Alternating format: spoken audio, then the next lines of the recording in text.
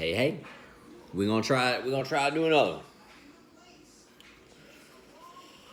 I think yesterday I mentioned something about arranged marriages, and I believe in a lesson before too, more earlier one. I briefly got into the topic, and so I want to get into that today.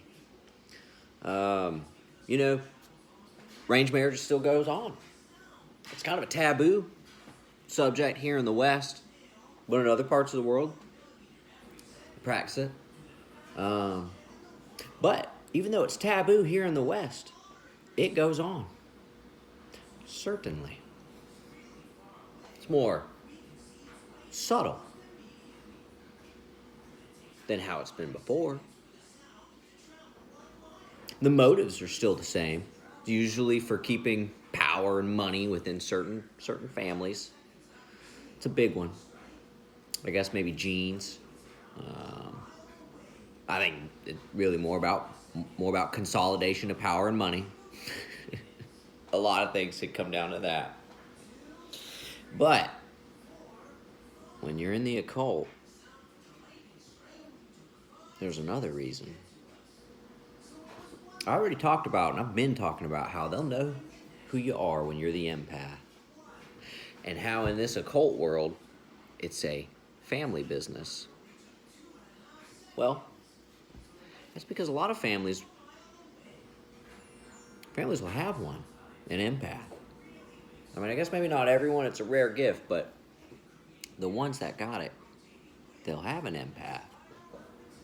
And everyone else in the family, their job is to keep the empath unaware. Okay? Now, some of this stuff I'm getting from memory, because I can remember my grandfather explaining this to my father. Okay?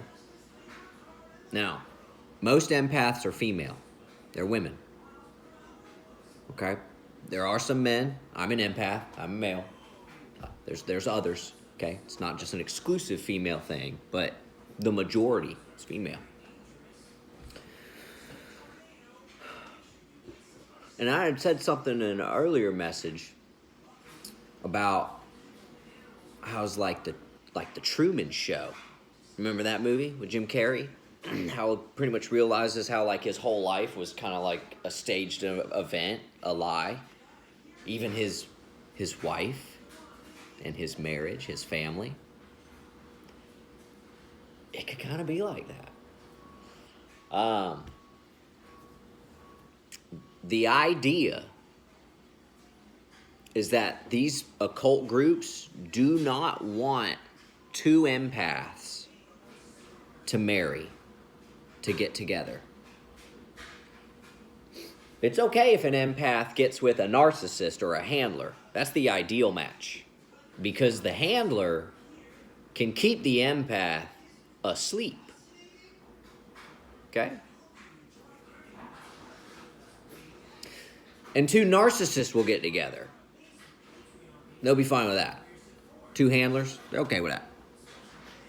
But they really don't want two empaths to get together.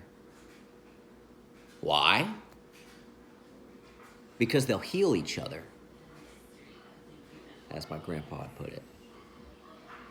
And when they heal each other, they heal others. And remember what I said earlier? When more people start healing and stepping up, if you don't get rid of it quick, you'll have a riot on your hands.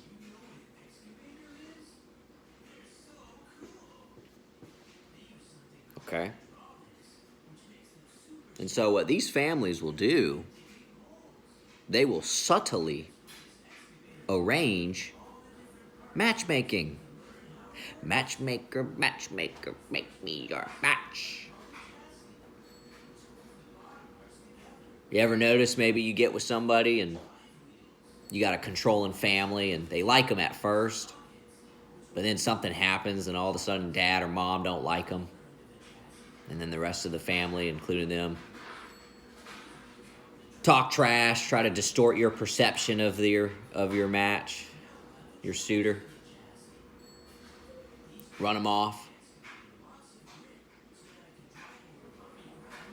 and then somebody else will come along. They'll like them more. They'll usually have more money or something. So there'll be some reason. But the real reason could be because you were with another empath. They had found out about it, and they can't have that. Not if they want to keep the family secret going. Not if they want to keep the family business going. When you're dealing with people as goods, you have to keep the secret. Is it starting to make sense now?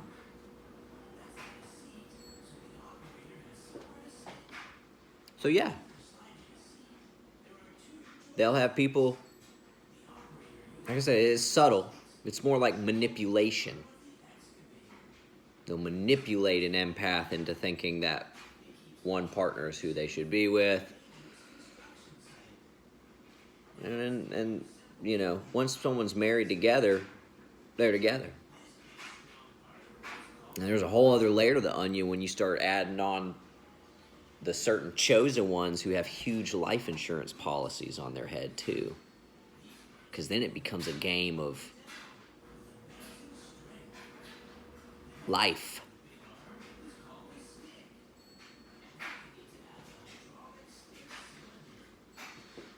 So yeah, it still goes on. Certainly.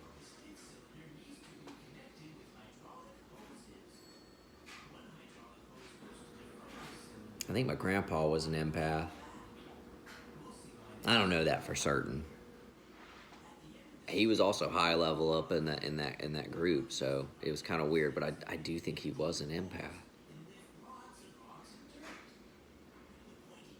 But I don't know. There are certain things I just may never get the answer to, and I'm okay with that. I've learned to accept that. God will reveal things to me when He sees that I'm ready and in His time. And as much as that, I didn't want it to be the case, but I'm okay with it now. And sometimes we have to learn to accept that, guys. There are going to be some answers you just may not know. Not when you want to, anyway.